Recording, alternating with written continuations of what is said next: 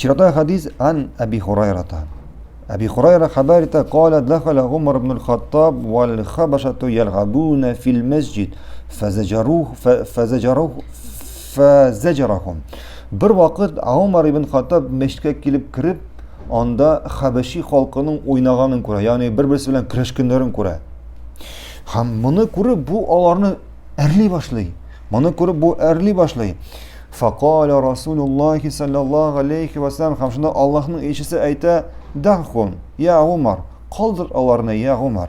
Fa innahum banu arfida." Shundoqda bular Banu Arfida qavmidan. Yani bu sizlarning ma'nosi, yani bular Habashi xalqining Banu Arfida qavmidan. Yani bu qavm, bu xalq o'zlarining kurashuvi, gil kurashuvi, o'ynavi bilan donliqli bo'ladi. Shunga ko'ra Payg'ambarimiz sallallohu alayhi va sallam qoldir ularni. Bu hadisni o'qib ko'p qardoshlar, ya'ni masjid imomlari masjidda o'ynavni, kurashuvni ruxsat etadilar. Ya'ni boshqa turli fizkultur yarışlarni ruxsatlar etib tugul, bu Payg'ambarimizning sunnati deb aytadilar.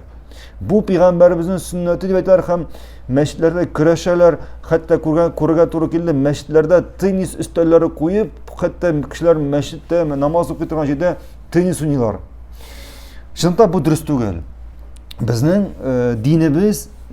dinimiz to'g'ri yo'l, Payg'ambarimizning yo'li, g'olimlarimizning yo'li, sahobalarning yo'li ne bilan ayrila adashgan turkumlardan? Adashgan turkumlarga kelganda ular o'zlariga ningdir i'tiqod olalar, ham shundan so'ng o'zlarining shu inanuvlarini to'g'ri keladigan hadis izlay boshladilar.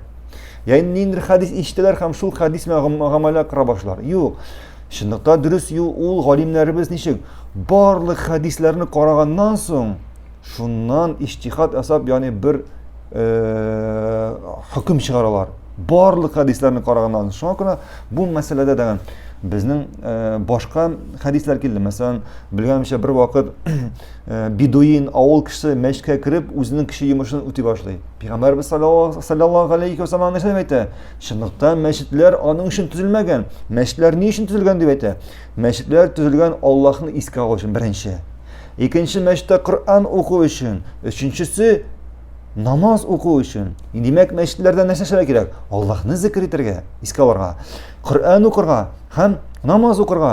Shunga ko'ra ham g'olimlarimiz aytadi, bu hadisni bu hadisga tafsir yasaganda g'olimlarimiz ham shulardan Sheyx Usaymin rahimahulloh aytadi, bu vaqtda bu Habashi xalqi, ya'ni yangi islomga kelgan kishilar bo'lar. Yangi islomga kelgan kishilar bo'lar, ham masjidga kirib o'ynay boshlar. Shunga ko'ra Payg'ambarimiz sallallohu alayhi va sallam ularga tegmay. Shunga ko'ra agar seni bugun bilan kurashishga yarata turgan kishilaring bor ekan, ham ular bugun islomga kirib, ertaga masjidga kirib kurasha boshlaylar ekan o'ynab, ularga tegmaymiz. Lekin masjidga kirib, mana gil g'adat yasab, qardoshlar kurashsin uchun, ana endi o'yinlar yasar uchun, masjidda kishilarni endi oshxonalar yasar uchun, masjidda sotuv oluv o'rni yasar uchun, bular borisida tiyilgan. Bularni masjidda ishlar kerak tugul. Masjidda Allohni zikr qilirga, masjidda namoz o'qirga, ham masjidda Qur'on o'qirga kerak. Barakallohu fikum. Davom etamiz.